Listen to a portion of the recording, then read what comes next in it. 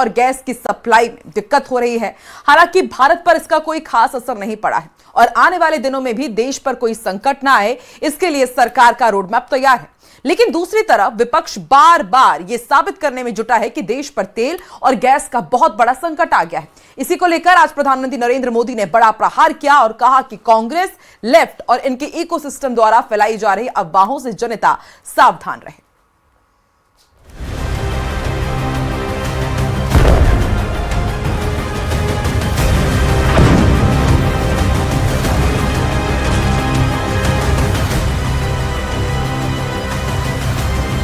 Prime Minister has been compromised.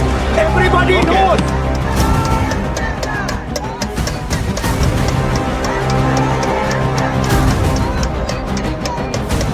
Iran से America और Israel की जंग के बीच आज प्रधानमंत्री नरेंद्र मोदी ने कांग्रेस और दूसरे विपक्षी दलों पर जोरदार प्रहार कर दिया।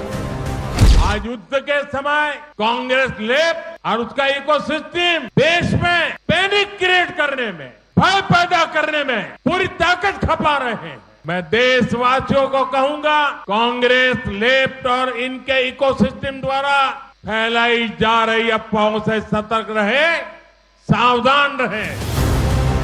विपक्ष पर प्रधानमंत्री मोदी के इस प्रहार की नौबत इसलिए आई क्योंकि युद्ध को लेकर तरह तरह की अफवाहों का दौर शुरू हो चुका है। सरकार साफ कर चुकी है कि अभी देश में पेट्रोल, डीजल या घरेलू गैस की कोई समस्या नहीं, लेकिन कांग्रेस समेत तमाम विपक्षी दल लगातार पैनिक फैलाने वाले बयान दे रहे हैं। भैया, मैं तो लोगों से यही कहता हूँ कि आप लोग जो है अपने अपने घर में जल्दी जल्दी सिलेंडर भरा के रखो। अभी तो गैस के दाम बढ़े, आने वाले दिनों में पेट्रोल के दाम बढ़ेंगे। सरकार बार बार कह रही है कि देश में कोई संकट नहीं है। केंद्रीय मंत्री पीयूष गोयल भी कह चुके हैं कि देश में ईंधन की बिल्कुल भी कोई कमी नहीं है। Well, there is absolutely no shortage of fuel. More details are being worked out. There is a serious war going on. I think everybody knows about it. The people are seeing it on television. You are showing it relentlessly. And in this situation of war,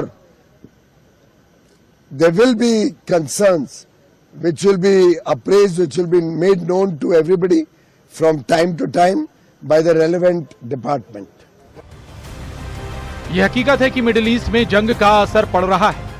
वैश्विक ऊर्जा संकट खड़ा हो रहा है और इससे भारत भी अछूता नहीं है। लेकिन सरकार ने साफ कर दिया है कि देश में हालात कंट्रोल में है, सरकार एक्शन मोड में है। उधर विपक्ष के अपने सवाल हैं और अपनी सियासत, लेकिन सबसे बड़ा सवाल है कि क्या वाकई विपक्ष सियासत चमकाने के लिए देश में पैनिक का माहौल बना रहा है, और क्या विपक्ष युद्ध की आपदा को अपने लिए अवसर में बदलने की कोशिश कर रहा है। Bureau report, news 18।